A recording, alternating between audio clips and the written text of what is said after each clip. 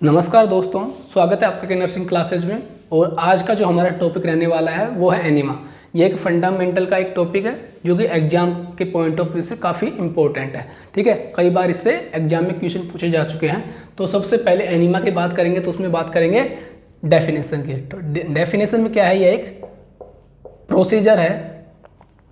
Procedure है जिसके अंदर क्या किया जाता है, instillation of fluid through rectum, installation of fluid through rectum into large intestine, इसको बोलते हैं कोलन, फॉर वेरियस पर्पज। बहुत सारे पर्पज हैं जिनके लिए लार्ज इंटेस्टाइन में फ्लूइड को इंस्टॉल किया जाता है थ्रू रेक्टम। ठीक है, वो पर्पज क्या है वो सभी हम आगे देखने वाले हैं। सबसे पहले हमने डेफिनेशन देखी। डेफिनेशन में क्या है, एक प्रोसीजर है जिसमें क्या किया जाता है, फ्लूइड को इंस्टॉल किया जाता है किसमें, लार्ज इंटेस्टाइन या कोलन के अंदर। कहाँ से, through the rectum for various purpose. ठीक है, अब हमने डेफिनेशन देख ली, अब देख लेते हैं टाइप्स। कुछ टाइप्स हैं इसके एनीमा के, तो टाइप्स देख लेते हैं बारी बारी से।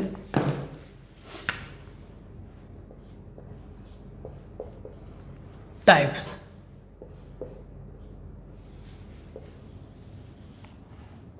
इसके मेजर 2 टाइप्स हैं।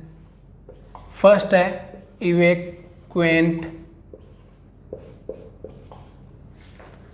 एनीमा और सेकंड है रिटेंशन एनीमा। ठीक है, सबसे पहले देखा इवेक्वेंट एनीमा। इस पहले इवेक्वेंट और रिटेंशन में अंतर समझ लेते हैं। मेजर अंतर ये है कि यह किसी एलिमिनेशन काम आएगा। ठीक है, और इसकी बात करें तो ये मोस्टली शॉक के अंदर मोस्टली काम में आने वाला है, रिटेंशन एनीमा। ठीक है, तो इवेक्वेंट एनीमा की बात करें तो इसके भी 3 सब टाइप हैं। फर्स्ट है सिंपल इवेक्वेंट एनीमा।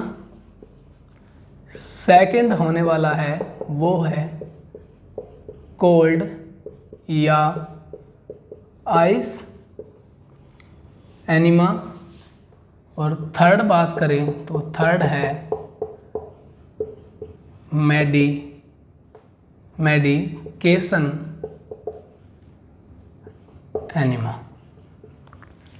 3 इसके टाइप हो गए इवेक्वेंट एनीमा के, सिंपल इवेक्वेंट एनीमा, कोल्ड या आइस एनीमा, और थर्ड हो गया मेडिकेशन एनीमा। अब इसके बात करूं तो इसके भी 5 टाइप हैं।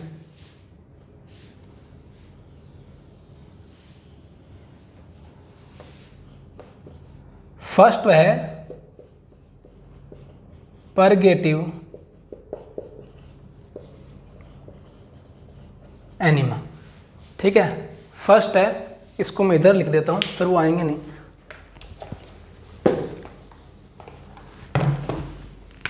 फर्स्ट है, दिखाई दे रहा है ना आपको, फर्स्ट है, ये कर देता हूँ इसको, परगेटिव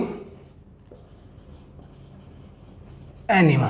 ठीक है, बी की बात कर लेते हैं तो वो है एस्टरीजेंट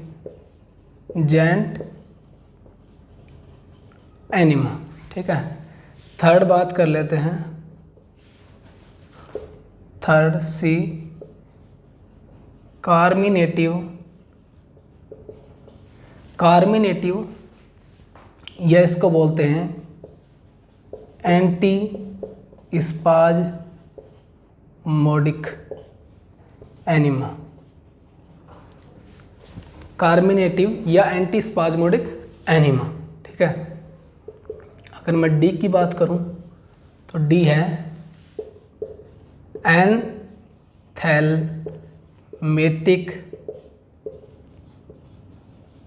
एनिमा, ठीक है। और फिफ्थ की बात करता हूँ तो वो है ई, इसको बोलते हैं ऑयल एनिमा, ठीक है। मेडिकेशन एनिमा के ही 5 टाइप हैं, जो है फर्स्ट है परगेटिव एनिमा, बी है एस्ट्रिजेंट एनिमा, सी है कार्मिनेटिव या एंटीस्पाज्मोटिक एनिमा, डी है एंथैलेमेटिक एनिमा और लास्ट है ई ऑयल एनिमा, ठीक है। अब बात कर लेते हैं रिटेंशन एनिमा के, ठीक है। रिटेंशन एनिमा की बात करें तो इसके भी 5 टाइप हैं। फर्स्ट है stimulant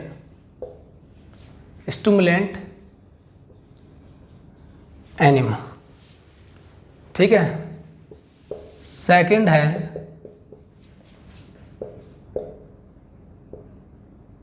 anaesthetic enema, stimulant enema, anaesthetic enema. Third बात करते हैं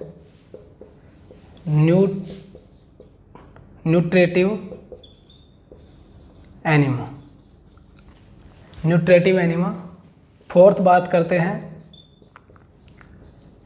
सेडेटिव एनिमा। और लास्ट फिफ्थ है वो है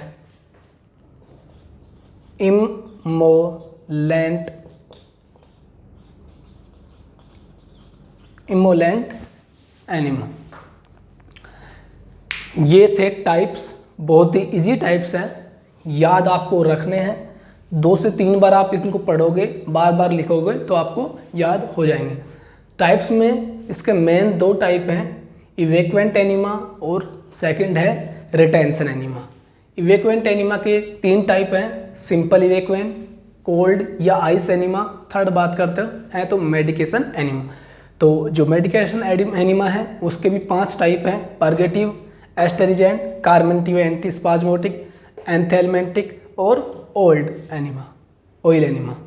रिटेंशन एनिमा की बात करें तो इसके 5 टाइप है, स्टिमुलेंट, एनेस्थेटिक या इसको एनाल्जेसिक भी बोल सकते हैं, न्यूट्रेटिव, सेडेटिव और इमोलेंट एनिमा। ये सभी इसके टाइप हैं। अब बात कर लेते हैं पर्पस, जो हमने डेफिनेशन में देखा था कि वेरियस पर्पस। तो वेरियस पर्पस क्या क्या रहने वाले हैं, इन्हीं में से अपन देखने वाले हैं, ठीक है। सभी पहले इसके टाइप्स को लिख लें, अब आगे बात करेंगे पर्पस की।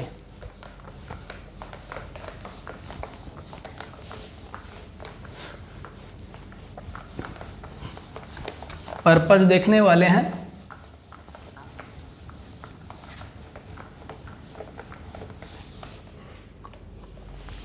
तो एनिमा के बहुत सारे पर्पस रहने वाले हैं।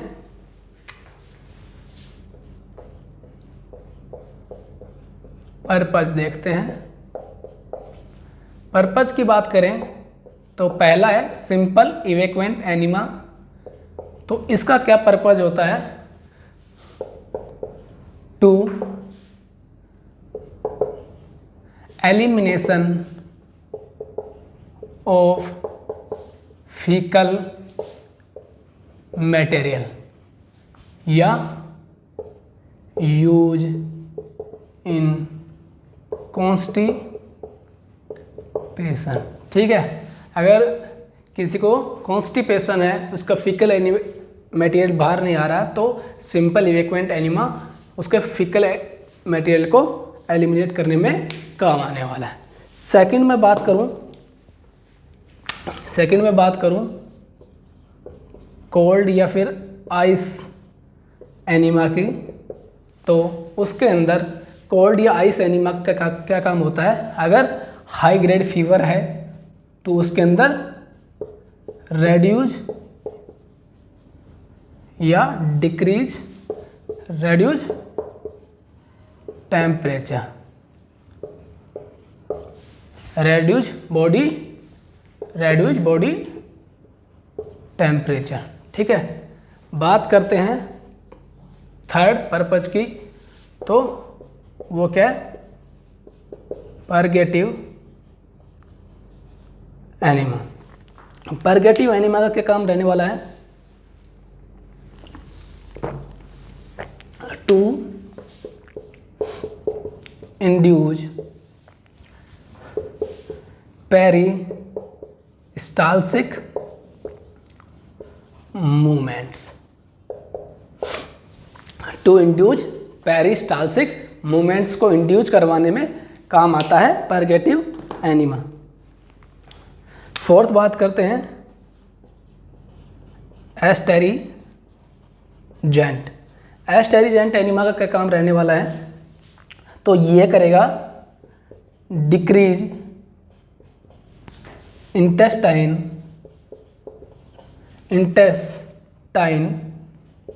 इन्फ्लामेशन,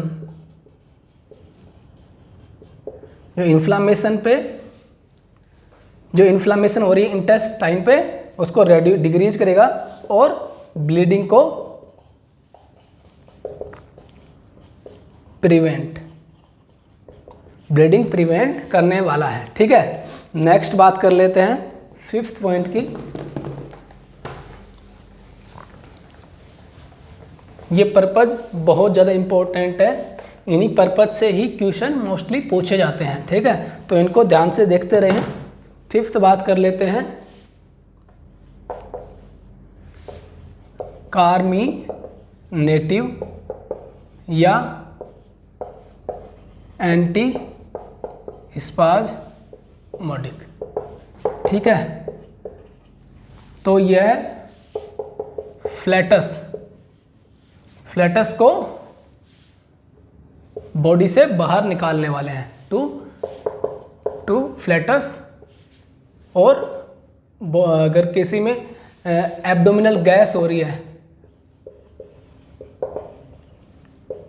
गैस को आउट करने वाले हैं बॉडी से बाहर के लिए। ठीक है, इसका क्या यूज होने वाला है, तो फ्लैटस और एब्डोमिनल गैस को बाहर निकालने के लिए। ठीक है, अगर बात करता हूँ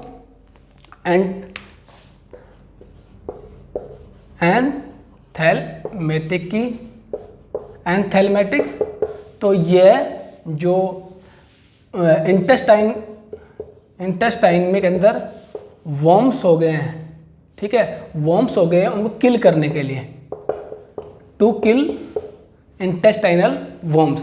ठीक है, 6 पॉइंट ये हो गया। नेक्स्ट बात कर लेते हैं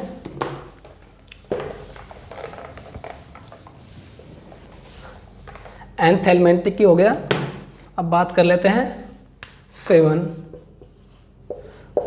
ऑयल एनिमा की। तो जो हार्ड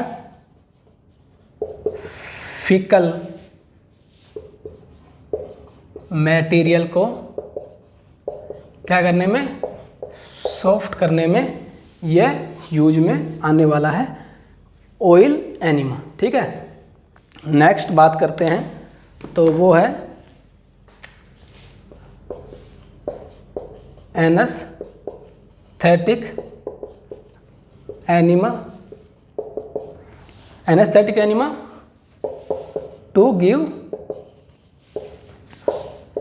एनेस्थेटिक एजेंट। कोई भी एनेस्थेटिक एजेंट है, उसको अगर बॉडी में देना है तो उसमें भी एनेस्थेटिक एनिमा यूज कर सकते हैं। अगर बात करूं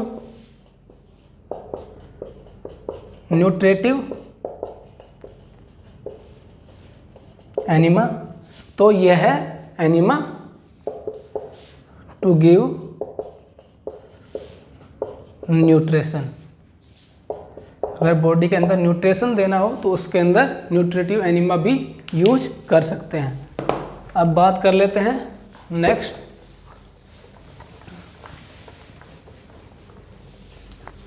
नेक्स्ट बात कर लेते हैं इमोलेंट एनिमा। जो मुकस को जो मुकस है उसको प्रिवेंट या सॉफ्टन करने में इसका यूज आने वाला है। जो इंटेस्टाइनल म्यूकस है उसको प्रिवेंट करने में या सॉफ्टन करने में इसका यूज होने वाला है। 10th बात कर लेते हैं। तो जो अपना 10th है वो है sedative enema to give sedative agents. कोई भी सेडेटिव एजेंट्स अगर देना है तो उसमें सेडेटिव एनिमा यूज आता है। ठीक है, अब बात कर लेते हैं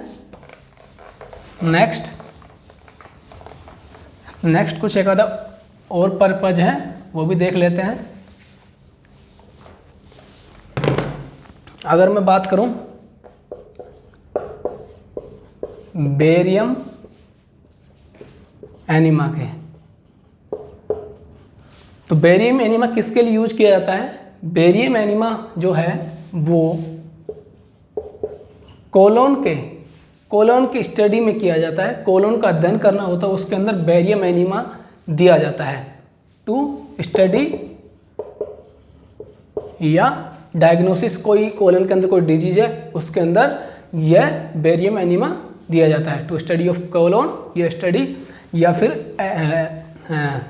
जो भी क्या नाम है डायग्नोसिस ऑफ कोलन के अंदर कोई अगर आपको डायग्नोस करना है उसके अंदर बेरियम एनिमा दिया जाता है। इसके अंदर एजेंट जो यूज किया जाता है वो होता है बेरियम सल्फेट। जो बेरियम सल्फेट इसके अंदर यूज किया जाता है। ठीक है, और एक और पर्पज देख लेते हैं लास्ट, जो कैक्जिलेट एनिमा होता है। एक कैक्जिलेट एनिमा होता है जिसका यूज किया जाता है अगर बॉडी के अंदर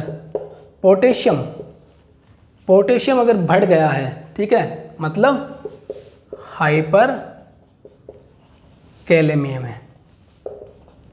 जो कैक्जिलेट एनिमा है वो हाइपर कैलेमिया में यूज किया जाता है। बॉडी में अगर पोटेशियम आयन अगर बढ़ गया है तो उसके अंदर कैक्जिलेट एनिमा दिया जाएगा। ठीक है, ये थे कुछ पर्पज, ये सभी आपको क्लियर है। इसी में से एग्जाम में क्वेश्चन पूछे जाने वाले हैं। पर्पज डायरेक्ट कि एमोलेंट एनिमा किस यूज में आएगा, कार्मिनेटिव एनिमा किस यूज में आएगा, ये सभी डायरेक्ट क्वेश्चन पूछे जाते हैं पर्पज में से। ठीक है, अब बात कर लेते हैं कुछ की पॉइंट्स की कि इसके अंदर कितना इंसर्ट करते हैं या कौन सा साइज का लिया जाता है। की पॉइंट्स देख लेते हैं। की पॉइंट्स में फर्स्ट देखते हैं जो रेक्टल कैथेटर साइज की। रेक्टल कैथेटर साइज की बात करते हैं।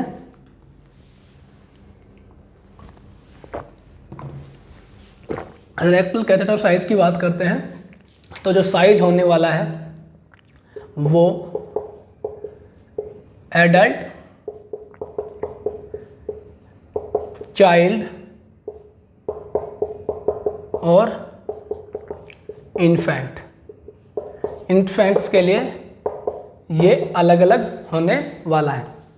अगर मैं बात करता हूँ एडल्ट की, तो एडल्ट के अंदर रहेगा 20 से 30 फ्रेंच। ठीक है, अगर मैं बात करूँ चाइल्ड की तो वो रहेगा 12 से 18 फ्रेंच। अगर मैं बात करूँ इन्फेंट की तो वो रहेगा 12 फ्रेंच। ठीक है, तो ये जो की पॉइंट्स हैं ये सभी इंपॉर्टेंट है, सभी आपको याद रखने हैं। तो अगर मैं बात करूं फर्स्ट की रेक्टल कैथेटर साइज में एडल्ट्स के लिए जो साइज यूज किया जाएगा वो है 20 से 30 फ्रेंच। अगर बात करें चाइल्ड की तो वो होगा 12 से 18 फ्रेंच, और इन्फेंट की बात करें तो वो होगा 12 फ्रेंच। अगर मैं बात करूं 1 mm के अंदर होता है 3 फ्रेंच। ठीक है, अगर एग्जाम में क्वेश्चन mm में पूछ ले तो आपको उसको mm में भी निकाल सकते हो। 1 mm के अंदर कितना फ्रेंच होता है? 3 फ्रेंच। ठीक है। अगर मैं नेक्स्ट बात करूँ पॉइंट्स की,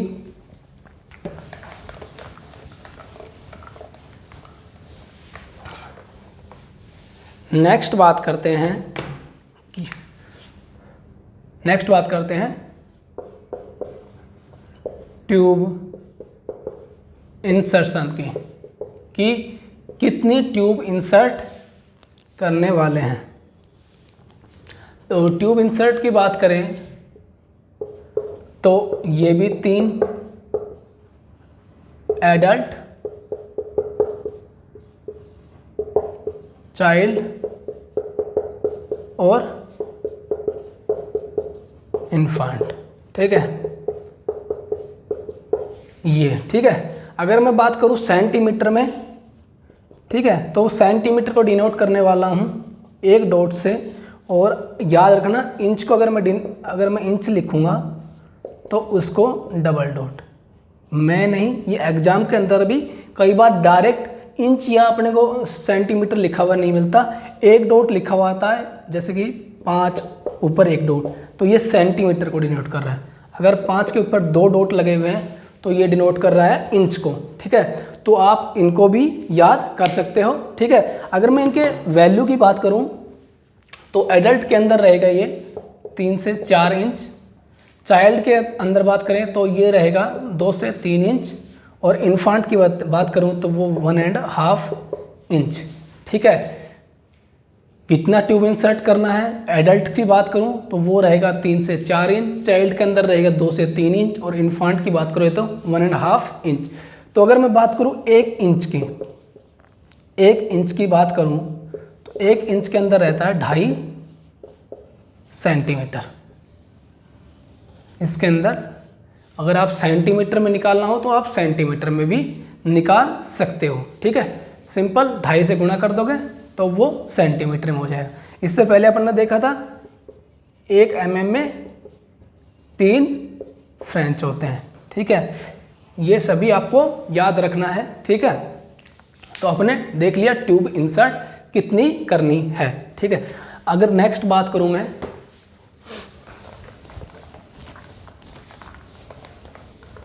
नेक्स्ट बात कर लेते हैं अमाउंट्स के।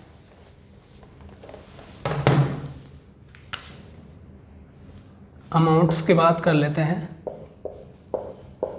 अमाउंट जो इवैक्यूएंट एनिमा रहेगा और रिटेंशन एनिमा रहेगा, इन दोनों के लिए अमाउंट अलग अलग होने वाला है। तो इसके अंदर सबसे पहले एडल्ट, चाइल्ड और इन्फेंट। ठीक है, अगर मैं बात करूं एडल्ट्स के अंदर तो वो रहेगा 750 से 1000 ml, इसके अंदर अमाउंट होने वाला है। अगर मैं बात करूं चाइल्ड की, चाइल्ड के अंदर जो रहेगा वो रहेगा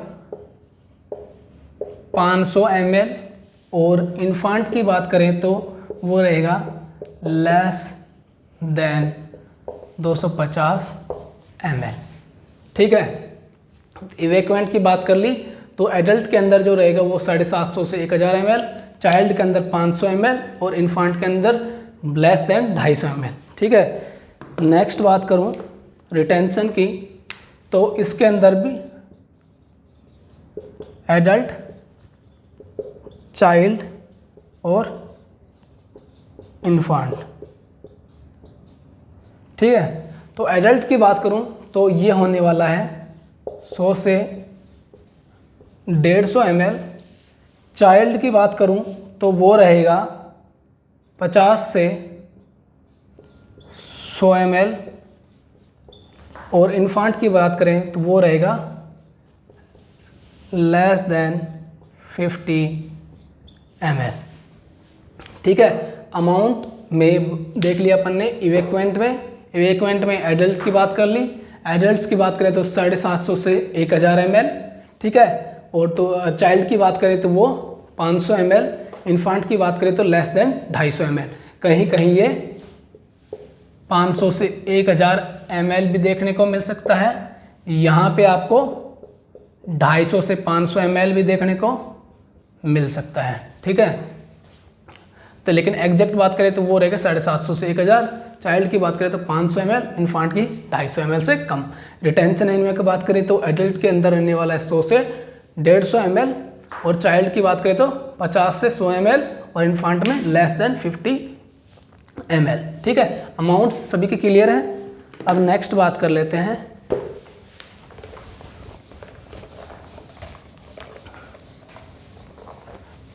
तीन पॉइंट हो गए की पॉइंट्स में। अब नेक्स्ट बात कर लेते हैं टेम्परेचर की।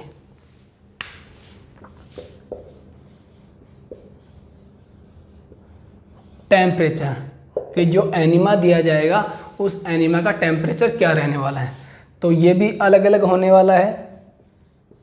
इवैक्यूएंट के अंदर अलग और रिटेंशन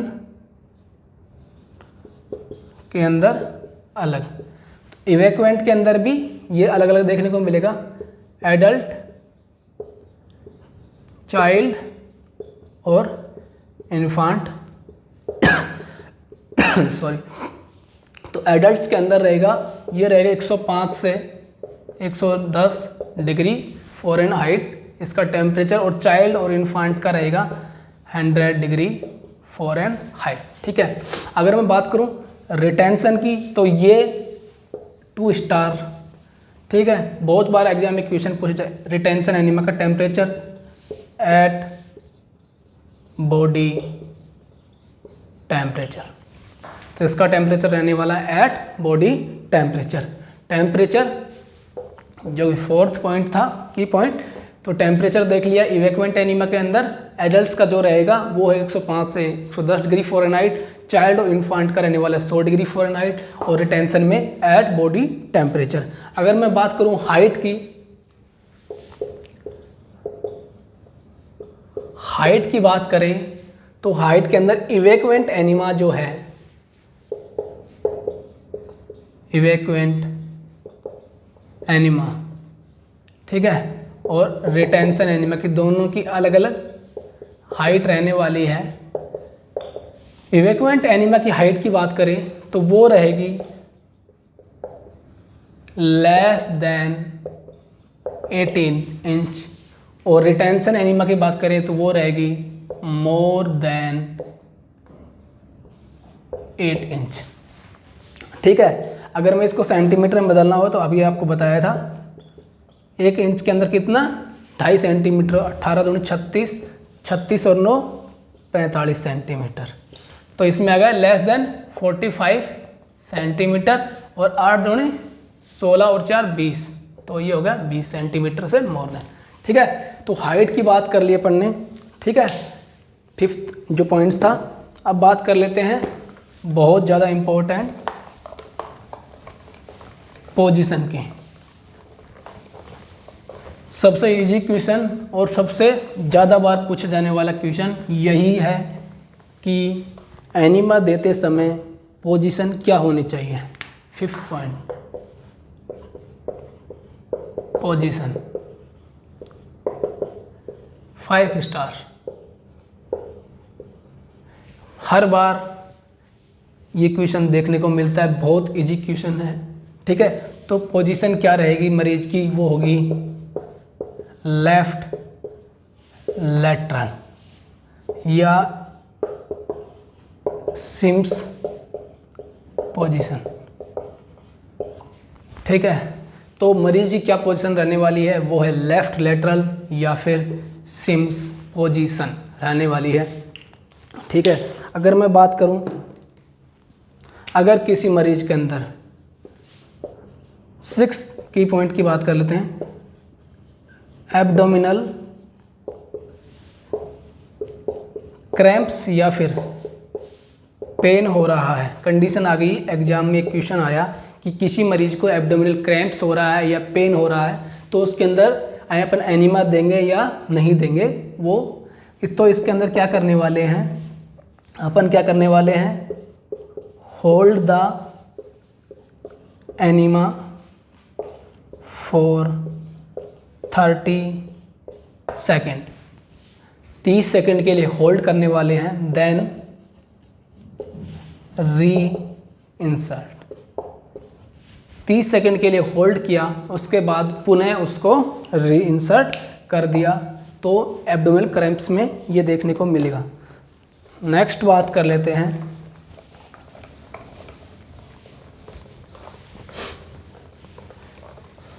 की पॉइंट में, नेक्स्ट बात कर लेते हैं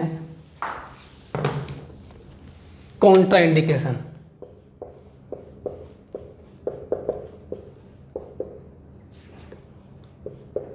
कॉन्ट्राइंडिकेशन किस किस कंडीशन में एनिमा नहीं दिया जाता?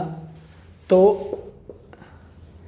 सीकेडी, क्रोनिक किडनी डिजीज के अंदर नहीं दिया जाता, लीवर डिजीज, इनके अंदर एनिमा नहीं दिया जाएगा। किसी मरीज ने रीसेंट एब्डोमिनल सर्जरी करवाई है, रीसेंट एब्डोमिनल सर्जरी करवाई है, रेक्टल सर्जरी करवाई है, ठीक है, इन कंडीशन में एनिमा नहीं दिया जाएगा। ब्लीडिंग टेंडेंसी है,